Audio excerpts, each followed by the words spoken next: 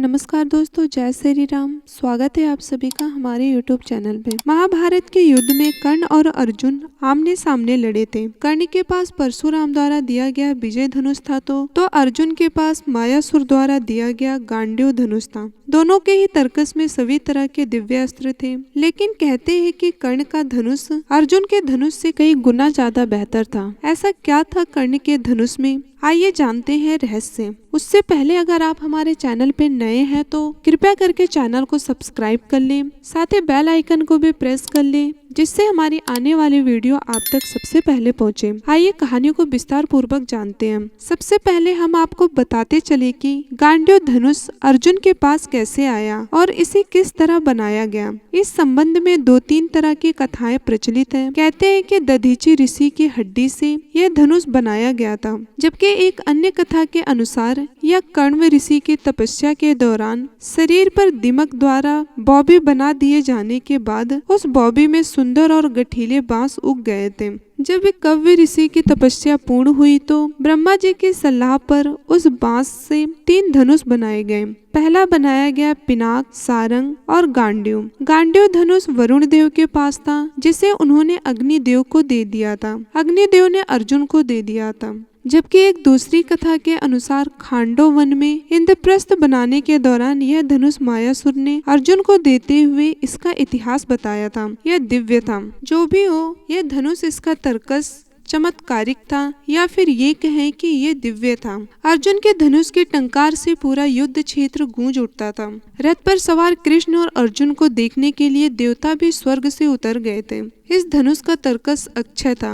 इस तर्कस के बाण कभी समाप्त नहीं होते थे। कुछ बाण तो ऐसे थे जो लक्ष्य को भेद कर वापस लौट आते थे। यह धनुष देव, दानव तथा गंधर्वों से अनंत वर्षों तक पूजित रहा था। वह किसी शस्त्र से नष्ट नहीं हो सकता था तथा अन्य लाख धनुषों का सामना कर सकता था। जो भी इसे धारण करता था उसमें शक्ति का संचार हो जाता था। अर्जुन इस धनुष के बल पर पशुपात अस्त्र, नारायण अस्त्र और ब्रह्म अस्त्र छोड़ सकते थे। विजय धनुष धारण करने के कारण कर्ण को विजयधारी कहा जाता था। कर्ण का धनुष अर्जुन के धनुष से इसलिए श्रेष्ठ था क्योंकि जब वो तीर चलाते थे और उनका तीर अर्जुन के रथ पर लग जाता था तो रथ पीछे कुछ दूरी तक खिसक जाता था। उस वक्त श्री कृष्ण कर्ण की बहुत तारीफ करते थे। जब अर्जुन तीर चलाते थे तो कर्ण का रथ बहुत दूर तक पीछे खिसक जाता था। अर्जुन ने श्री कृष्ण से पूछा कि मेरे तीर से कर्ण का रथ बहुत दूर तक चला जाता है, जबकि उसके तीर से मेरा रथ कुछ कदम ही जाता है, फिर भी आप मेरी नहीं उस कर्ण की क्यों तारीफ करते हैं।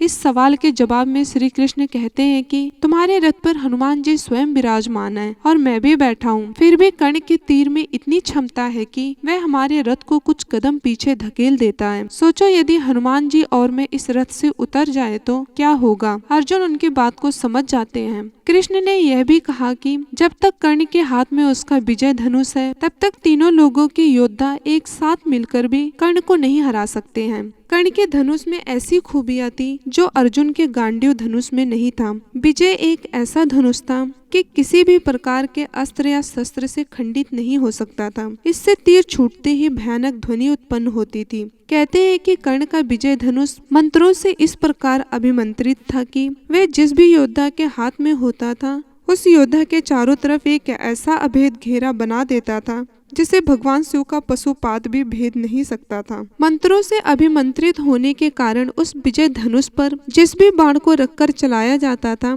उस बाण की ताकत उसकी वास्तविक ताकत से कई गुना बढ़ जाती थी। कहते हैं कि किसी धनुष के प्राण उसके प्रत्यंचा में होती है और विजय धनुष की प्रत्यंचा इतनी मजबूत थी कि उसे दुनिया के किसी भी अस्त्र और शस्त्र से नहीं काटा जा सकता था।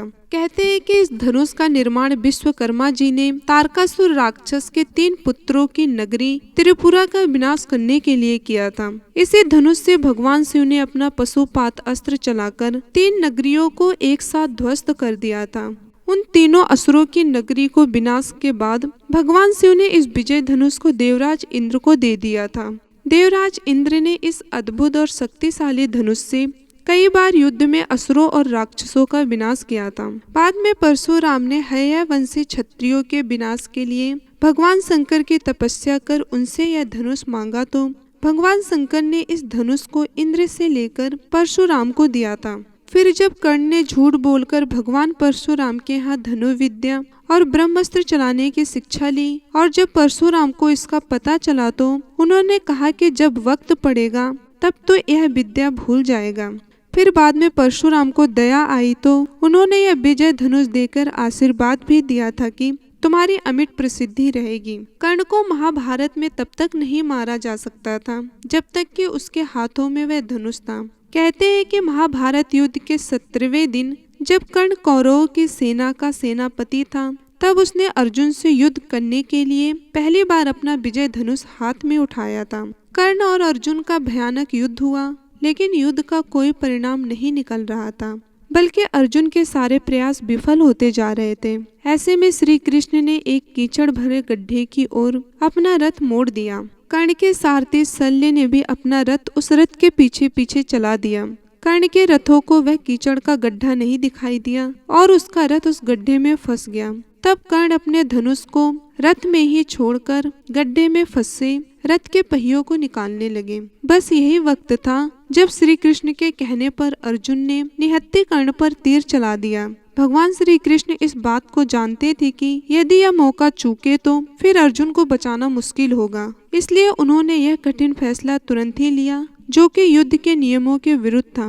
वैसे भी सबसे पहले तो युद्ध के नियम कौरवों ने ही तोड़े थे, निहत्थे अभिमन्यु को मारकर। हमारे द्वारा बताई गई कहानी आपको कैसी लगी कमेंट बॉक्स में कमेंट करके बताना ना भूलिएगा। साथ ही अगर चैनल पे नए हैं तो कृपया चैनल को सब्सक्राइब कर लीजिएगा और एक लाइक भी कर दे ताकि हमारा प्रोत्साहन ऐसे बना रहे और हम आपके लिए नई नई वीडियो को लाते रहें। धन्यवाद। जय श्री राम।